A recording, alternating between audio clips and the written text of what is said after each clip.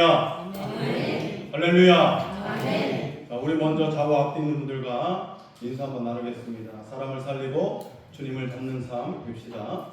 사람을 살리고 주님을 닮는 삶 봅시다. 아멘. 반갑습니다.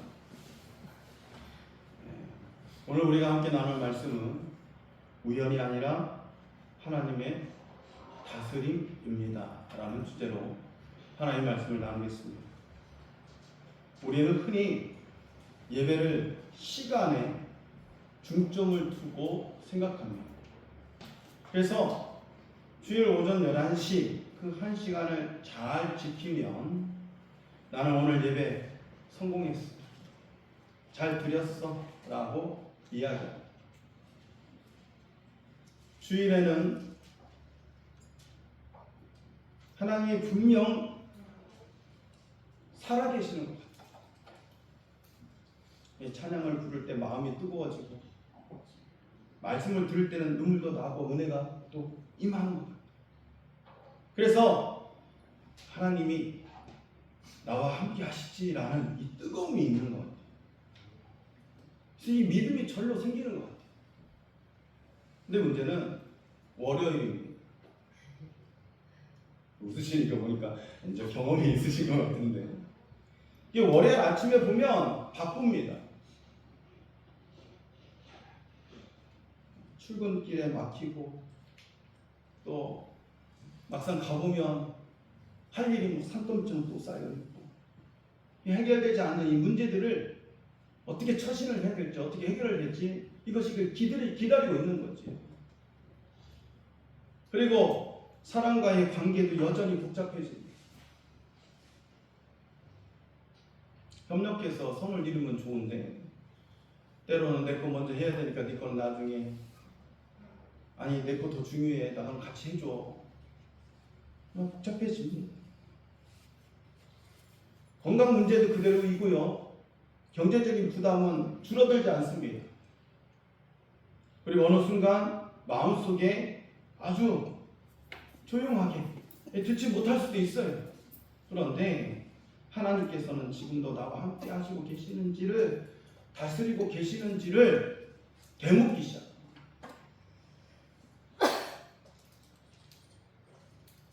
아마 많은 분들이 이런 질문을 신앙생활 하면서 묻고 또 묻고 했으리라 생각되어집니다. 그래서 기도는 했는데 상황은 그대로라는 거예요. 열심히 믿었는데 일이 꼬여요. 정직하게 살았는데 손해보는 것은 뭐 다반사죠. 그럴 때 우리는 이렇게 치부합니다. 운이 없어서 타이밍이 잘 안 맞았어, 그냥 우연이겠지. 그런데 오늘 하나님께서 우리에게 말씀하신다면, 애야, 그것이 정말 운이었겠니? 그것이 정말 타이밍이 안 맞아서 그랬겠니? 그것이 정말 우연이었겠니? 사랑하는 성도 여러분, 우리가 우연이라고 부르는 것 속에 혹시 하나님이 숨어 계신 것은 아닐까라고 생각해 보신 적 있으십니까? 우연히 그 사람을 만났고, 우연히 그 말을 들었고, 우연히 그 길로 가지 않았고, 우연히 그날 병원에 갔고, 우연히 예배에 나오게 되었다라고 말합니다. 이 모든 것이 정말 우연이었겠습니다. 오늘 에스더 6장은 겉으로 보기에는 너무 평범한 사건들로 이루어져 있습니다. 누군가 잠이 안 옵니다. 책을 읽습니다. 기록 하나를 발견하게 됩니다.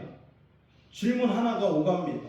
그런데 그 평범한 일이 연결되면서 한 민족의 운명을 바꿉니다.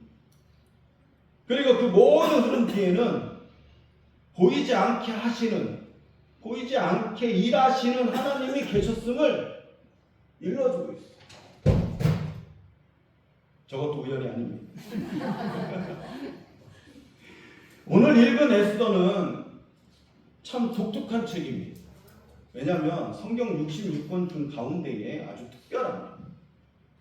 왜냐하면 이 책에는 하나님이라는 단어가 단 한 번도 등장하지 않기 때문에 기도라는 말도 거의 없어요. 기적도 없습니다. 만나와 매출하기도 없어요. 구름기둥, 불기둥도 없습니다. 홍해가 갈라지는 장면도 없습니다. 선지자도 없고요. 그런데 이상하지요. 하나님에 대한 이야기는 요만큼도 없는데 이 에스더라는 책 전체가 중심이 하나님의 이야기가 있어요. 이유인즉 하나님께서 숨겨진 방식으로 일하고 계시는 것 때문인 거죠. 이것이 에스더의 핵심 내용. 하나님은 때때로 크게 나타나지 않으십니다. 우리가 원하는 방식으로 역사하지 않으신다는 거예요. 하늘에서 음성이 들리지도 않을 수도 있습니다. 기도해도 즉시 응답이 없는 것처럼 보일 수도 있어요. 그런데 침묵처럼 보이는 그 시간에도 하나님은 여전히 일하고 계시고 움직이고 계시다라는 거예요. 에스더 시대 당시 이스라엘은 바벨론 포로 이후에 페르시아라는 이 제국 아래에 있었습니다. 나라를 잃었습니다. 성전도 무너졌습니다. 정체성도 흔들렸습니다. 백성들은 그래서 이렇게 생각했을지도 모릅니다. 이제 하나님이 우리를 버리셨나 보다. 하나님이 우리와 함께 하지 않으신다. 그런데 하나님은 떠나신 적이 없어요. 다만 눈에 띄지 않게 일하고 계셨을 뿐이라는 거죠. 사랑하는 성도 여러분, 어쩌면 지금 우리 인생도 이와 같을 때가 있지 않겠습니까? 기도했는데 응답도 없고 신앙생활은 열심히 했는데 상황은 변한 게 없어요. 예배는 드리는데 하나님이 너무 멀게 느껴질 그럴 때. 근데 상황에서는 이런 상황에서 우리가 착각합니다. 하나님이 너무 멀리 계시는 건 아니에요. 진짜 나와 함께 하시는 건 아니에요.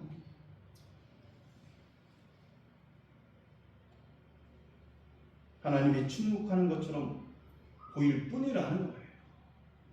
그러나 하나님의 침묵은 부재가 아닙니다. 그 침묵은 종종 가장 깊은 방식으로 일하심을 기억하시기 바랍니다. 본문 1절에 이렇게 시작합니다. 그날 밤에 왕이 잠이 오지 아니하므로라. 참 별 내용이 없어요. 왕이 잠이 안 오는 건 뭐 공사가 다 망해서 업무가 많아서 스트레스 받아가지고 불면증에 시달리니까 잠이 안 올 수도 있어요. 그냥 평범한 이야기입니다. 그렇게 시작합니다. 근데 성경은 이 작은 사건 하나로 역사의 방향이 완전히 바뀝니다. 왜 하필 그날 밤일까요? 왜 하필? 그날은 에스더가 목숨을 걸고 결단한 밤입니다. 죽으면 죽으리라 금식하며 하나님께 매달렸던 바로 그 밤입니다. 그런데 놀랍게도 왕궁에서는 왕이 잠을 못 자고 있었어요. 여러분 생각해 보십시오. 만약 왕이 그냥 푹 잤다고 생각한다면 이 상황이 어떻게 되겠습니까? 역대 일기를 안 읽었다. 모르드게 이야기를 읽지 않았다면, 알지 못했다면 하만의 계획도 그대로 진행됐을 것이고 이스라엘 민족은 그냥 폭망했을 것입니다. 그런데 하나님은 왕의 잠까지 다스렸다는 거죠. 우리는 하나님의 큰 기적만 행하신다라고 생각합니다. 그렇죠. 출애굽하면서 와, 물이 피로 변하고 어떻게 막 파리들이, 개구리들이 말을 듣고 딱 거기 몰리고, 그죠? 이런 기적이 없어요. 우리는 하나님의 그런 기적을 보여주실 것 같아요. 막 죽은 자도 불떡 있는 거, 그죠? 38년 된 병자도 일어 세우시고, 오병이야 기적 같은 경우들을 좀 봐야지, 아, 하나님이 살아계시는구나 라고 느껴지는 부분들이죠. 이렇게 큰 기적만 행하신다라고 생각합니다. 하지만 하나님은 우리의 아주 작고 사소한 일상도 다스리십니다. 잠 하나, 전화 한 통, 놓친 신호 하나, 우연히 늦어진 5분, 심지어 실수한 행동 하나라도 하나님께서는 그걸 사용하신다. 그거. 우리는 늘 큰 응답만 기대합니다. 하늘이 열렸으면 좋겠다라고 생각합니다. 그러니까 뭔가 보였으면 좋겠는 거죠. 기적이 나타났으면 좋겠다라고 생각하는 거예요. 그런데 하나님은 때로는 아주 평범한 일상 속에서도 가장 결정적인 일을 이루시는 줄 믿습니다. 아멘. 예전에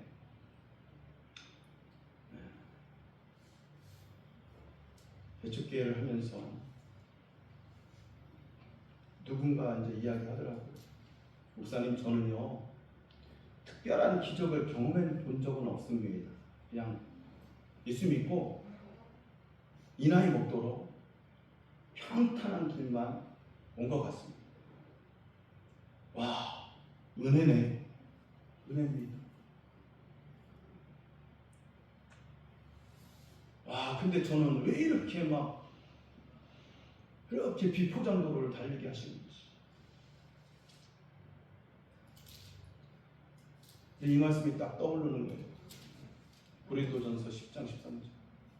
사람이 감당할 시험 밖에는 너희가 당한 것이 없나니 오직 하나님은 미쁘사 너희가 감당하지 못할 시험 당함을 허락하지 아니하시고 시험 당할 쯤에 또한 피할 길을 내서 너희로 능히 감당하게 하시리라.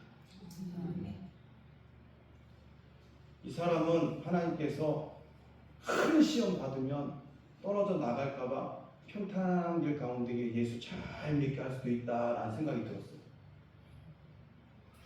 근데 저와 같은 사람은 고난 좀 있고 고통 좀 당하고 핍박 좀 당하고 때로는 또 기쁜 마음도 받아 누리고 그래야지, 아 그래 내가 이 고통 당한 가운데 하나님 또 살아 계시는구나, 할렐루야, 이런 부분들이 생길 수 있는 사람이 되기 때문에 그런 부분도 있는 거예요. 이래도 감사하고 저래도 감사할 수 있는 입장이 되어지는 거죠. 하나님은 그래서 그 사람에게 맞는 시험을 주시고 그 사람에게 맞는 평탄함도 주시고 그 사람에게 맞는 기적도 베푸시는 거예요. 근데요, 여러분 생각해 보십시오. 여기서 간증 없는 사람 있으면 간증 없는 사람 있으면 그 사람은요 하나님이 무지무지하게 사랑하십니다. 평탄한 길을 가게 하시는 거는 진짜 복인 거지요. 자, 그런데 또 한 번 이야기하지만 때로는 고통당하고 고난도 당하고 어려운 일도 당하고 때로는 이거 어떻게 감당하지라고 생각했던 그분도 하나님께서 이 평탄한 길을 가는 사람 보다라고 얘기하면 좀 그렇고, 어쨌거나 저쨌거나 더 깊은 하나님의 은혜를 주시는 분인 줄 믿습니다. 아멘. 그렇지 않으면 불공평하잖아요. 불공평.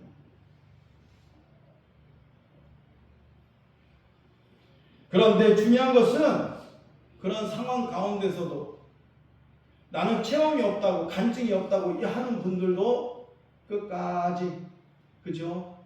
신앙생활 함이 있어서 그분도 은혜 받는 거예요.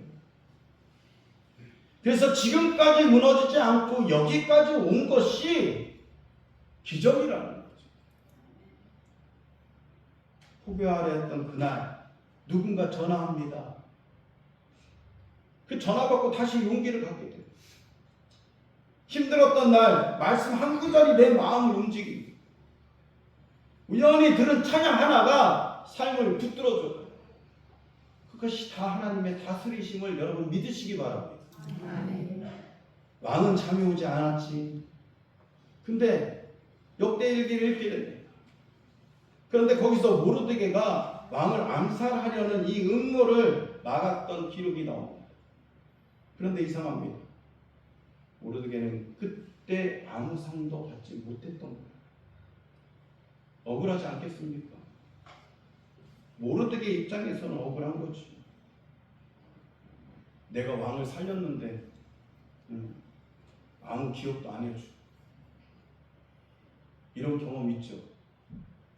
없으십니까? 저는 경험 있어요. 출근을 하는데 그때가 한 8시쯤 됩니다. 근데 어떤 술 취한 사람이,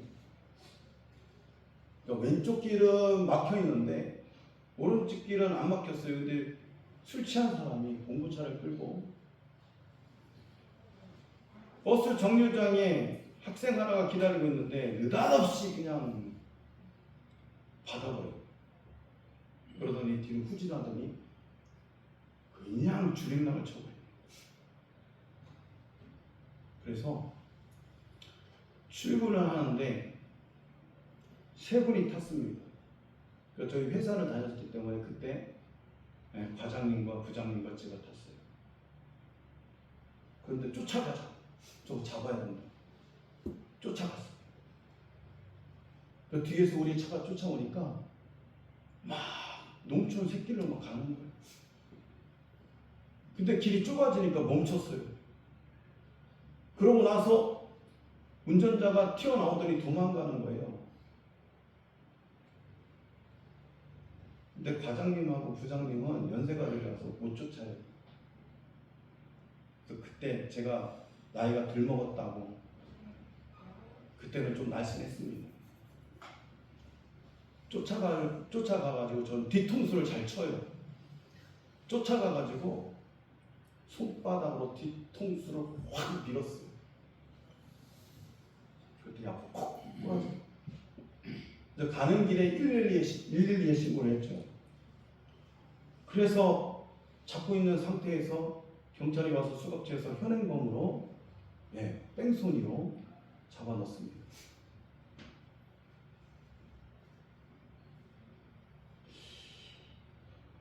아무리 생각해도 제가 잡았거든요. 그런데 이런 상황이 있는 거예요. 저는 안 불러요. 과장님 안 불러요. 이 부장님을 불러서 상을 주는 거예요. 잘못된 거죠. 열심히 했는데 인정받지 못해요.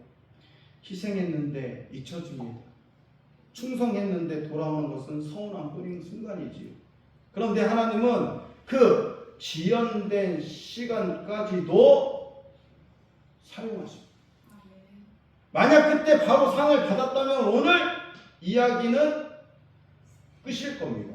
디엔드. 왕이 묻습니다.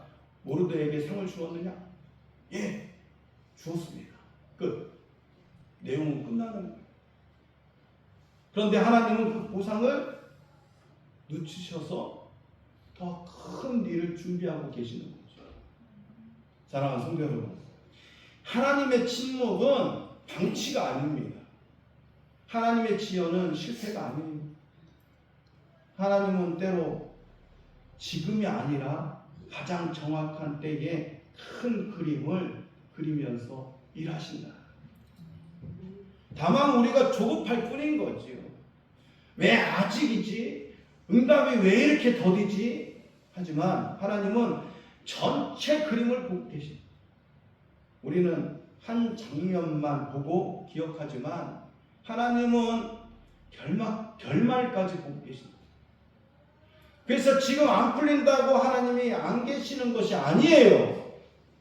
어쩌면 하나님은 더 큰 구원을 준비하기 위해서 일하고 계신다. 이어서 가장 놀라운 장면이 나옵니다. 왕이 하만에게 물어요. 왕이 높이기를 원하는 사람에게 어떻게 하는 것이 좋겠느냐. 왕은 이름을 말하지 않습니다. 그때 하만이 착각합니다. 당연히 나겠지. 아마 제가 당연히 나겠지. 내가 잡았는데 나겠지. 그러나 그 오만과 교만 사이를 흐리게 만든, 자기만 보이게 만든. 그래도 내 공이 큰데. 그래서 하만은 그렇게 이야기합니다. 왕의 옷을 입히시고 왕의 말을 태우시고 사람들 앞에 외치게 하시고. 이후의 결과를 어떻게 끝납니까? 그 영광이 자기가 죽이려던 모르드에게 돌아갑니다. 사랑하는 성도 여러분, 하나님은 악인의 계획까지도 사용하셔서 결국 하나님의 뜻을 이루실 줄로 믿습니다. 악을 선으로 바꾸시는 분이 하나님이시다. 이것이 하나님의 섭리입니다. 섭리는 하나님이 모든 것을 억지로 조종하신다는 뜻이 아닙니다. 사람의 선택과 악함과 실수까지도 사용하셔서 결국 하나님의 뜻으로 이끌어 가시는 능력인 거죠. 요셉 형들의 악함도, 바울을 죽이려 했던 음모도, 예수님의 십자가의 이 배신도 하나님은 선한 구원으로 그 길을 바꾸시고 여셨다라는 거예요. 사랑하는 성도 여러분, 예수님의 십자가를 한번 생각해 보십시오. 사람들은 예수님의 죽음을 실패라고 생각합니다. 제자에게, 사람들에게 배신당했고 억울한 재판을 받았고 십자가에서 죽으셨습니다. 사람 눈에는 우연 같았어요. 그러나 아닙니다. 그 모든 것이 하나님의 구원 계획의 일부였다라는 거죠. 가룟 유다의 배신도, 베드로의 실수도, 빌라도의 판결도, 군병들의 조롱도 우연이 아니었습니다. 하나님은 우리를 살리기 위해서 인간의 악함조차도 사용하십니다. 그래서 우리는 아는 거죠. 우리의 인생 천국 가는 그 길에는 우연은 없습니다. 하나님은 오늘도 우연처럼 여기는 보이지 않는 이 방식으로 가장 결정적인 일을 이루고 계신다라는 거예요. 그런데 왜 우리는 자꾸 하나님을 느끼지 못하고 다스림을 경험하지 못하는 걸까요? 궁금하지 않습니까? 왜 그런 걸까요? 첫 번째, 이 상황이라는 것에 압도되기 때문이라는 거예요. 상황이라는 거. 상황이 힘들면 하나님보다 무엇이 문제가 커 보이는 거예요. 광야에서의 이스라엘을 한번 생각해 보십시오. 홍해를 건너고 애굽에서 탈출했음에도 불구하고 물이 없다고 원망합니다. 기적을 경험했는데도 상황 앞에서 하나님께서 함께 하심을 잊었습니다. 우리도 마찬가지 아닙니까? 경제가 흔들리면 믿음도 흔들립니다. 개척교회 하면서도 그런 생각이 들었어요. 개척교회 하면서 투잡을 왜? 가장이기 때문에. 저희 집사람도 일하고 저도 일을 하고 두 집을 해결해야 돼요. 사는 것을 해결해야 되고 교회도 해결해야 돼요.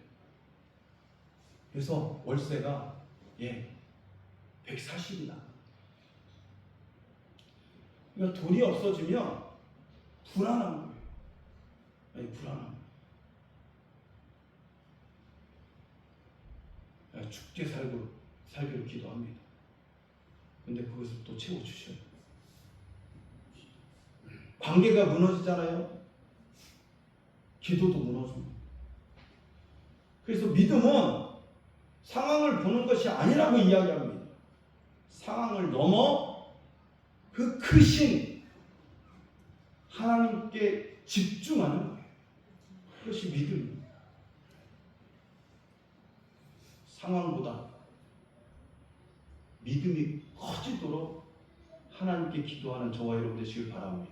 아멘. 두 번째, 낙심하기 때문에 그렇다는 거예요. 낙심하기 때문에 하나님을 느끼지 못하고 다스림을 경험하지 못한다는 거예요.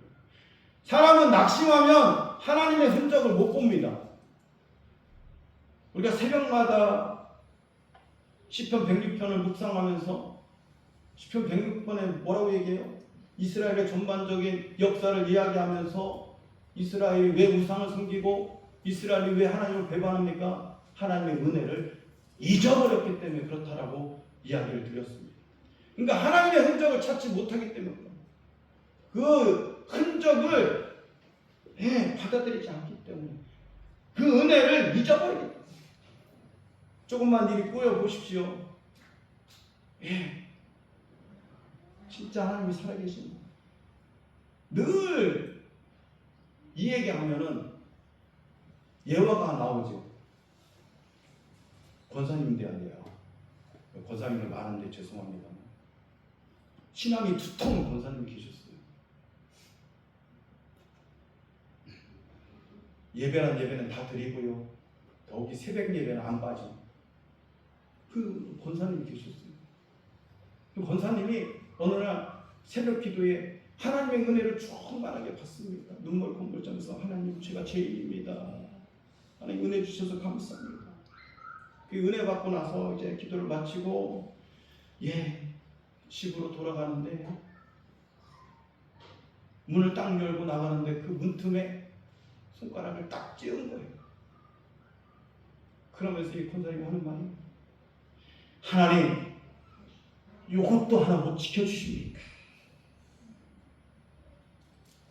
그런 은혜 받고 소용없다니까요. 은혜 받아도 소용이 없어요.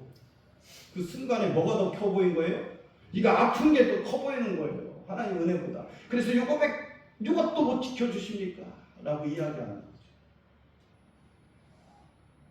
내용을 바꿔야죠. 말을 바꿔야죠. 하나님 안 부러지게 해주셔서 감사합니다. 할렐루야. 네. 그렇지 않겠어요? 일이 꼬이거나 뭔가 잘못되면 그때 생각 하나님 살아계시는 거 맞습니다. 그래서 성경 고린도서 4장에 이렇게 말씀합니다. 우리가 낙심하지 아니하노니. 믿음은 감정이 아니라 하나님이 보이지 않아도 여전히 일하고 계심을 신뢰하는 거죠. 그러므로 낙심 속에서도 믿음을 놓지 않는 사람에게 하나님께서 자신을 드러내심을 맛보시는 저와 여러분 되시길 바랍니다. 세 번째, 묵상하지 않기 때문임을 성경 곳곳에서 일러주고 있다는 거예요. 묵상한다. 이것이 가장 중요합니다. 여러분 오늘 말씀 들으면서 그 권사님처럼 이것도 못 지켜주십니까? 이것만 묵상하지 마시고요. 오늘 하나님 말씀 가운데 일하고 계신 하나님을 묵상하시는 거예요. 그냥 평상시에도 갑자기 일러주시는 깨달음이 있을 거라는 거죠. 하나님께서 나에게 이것을 깨닫게 하시려고 그러시는구나 라고 생각할 때 그거를 붙잡으시라는 거예요. 우리는 하루에도 수도 없이 하나님의 신호를 받습니다. 그런데 너무 바쁩니다. 스마트폰은 하루 종일 보면서 하나님의 흔적을 놓치는 거지. 생각해 보십시오. 어떤 말이 계속 마음에 남습니다. 어떤 말이 계속 마음에 남아요. 왜 이 말이 남지? 묵상해 보시길 바랍니다. 어떤 사람이 반복해서 떠오릅니다. 왜 이 사람이 반복해서 떠올릴까?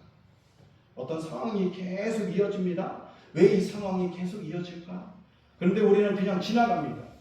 그래서 모든 것이 뭐라고 생각하냐면 우연이겠지. 묵상하지 않으면 은혜도 기억되지 않아요. 기억되지 않으면 감사도 사라집니다. 감사가 사라지면 결국 하나님도 멀게만 느껴집니다. 그렇다면 어떻게 해야 합니까?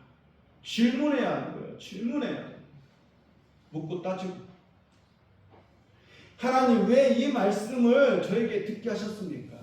왜 이 사람을 만나게 하셨습니까? 왜 이 상황이 저에게 허락하셨습니까?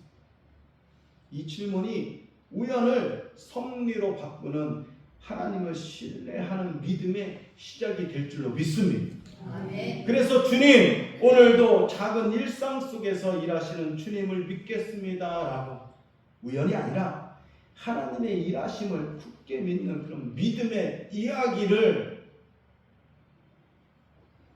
여러분 예수 믿으면서 하나님 앞에 갈 때 무엇을 가지고 가실 거예요? 무엇을 가지고 가시겠습니까? 직분? 뭐요? 열매. 근데 그 열매는 어디서 나요? 예? 믿음, 소망, 사랑. 여러분 성격이 개팍해도요 하나님의 성품을 닮아가면 그것이 믿음이 되어지고 태도가 되어지고 그리고 열매가 되어질 줄 믿습니다. 아멘. 하나님께서 다 아셔요. 여러분 억울한 거, 여러분 힘든 거, 여러분 잘한 거, 안 가져가도 아십니다. 가시면 벌써 생명의 면류관, 의의 면류관, 영생복락 면류관 확실히 받을 줄로 믿습니다. 아멘. 근데 문제는 여러분 이 믿음의 이야기를 써가느냐 안 써가느냐가 문제인 거예요. 그런 마음을 가졌을 때 그런 순간에 묵상하면서 내가 만들어 갈 때에 하나님께서 거기에 30배, 60배, 100배로 채워주실 줄 믿습니다. 아멘. 그런 주인공이 되시기 바랍니다. 아멘. 말씀을 정리하겠습니다. 사랑하는 성도 여러분, 오늘도 하나님은 여러분의 삶을 다스리고 인도하고 계십니다. 문제는 하나님이 안 계시는 것이 아니라 우리가 하나님 없이 해석하며 살아가는 것이 문제인 거예요. 그러니 이제부터 우연이라는 말로 쉽게 넘기지 마십시오. 작은 일상 속에서도 하나님의 손길을 찾아 기억하시기 바랍니다. 아멘. 오늘 만난 사람, 오늘 들은 말, 오늘 멈춰진 계획, 오늘 열리지 않은 이 문까지도 하나님은 사용하실 수 있다라는 것. 그리고 언젠가 우리는 고백하게 될 것입니다. 그때는 몰랐습니다. 그런데 돌아보니 그 모든 것이 하나님의 다스림이셨습니다. 라고. 오늘 저와 여러분이 이 말씀, 이 믿음을 붙드시기를 추천합니다. 아멘. 이해되지 않아도 하나님은 일하고 계신다라는 거예요. 우연처럼 보여도 하나님의 다스림은 멈추지 않습니다. 그러므로 늘 그 믿음의 섭리 안에서 은혜의 다스림을 경험하는 또 누리는 저와 여러분 복된 인생 되시기를 예수 그리스도의 이름으로 축원해 드립니다. 아멘. 기도하겠습니다.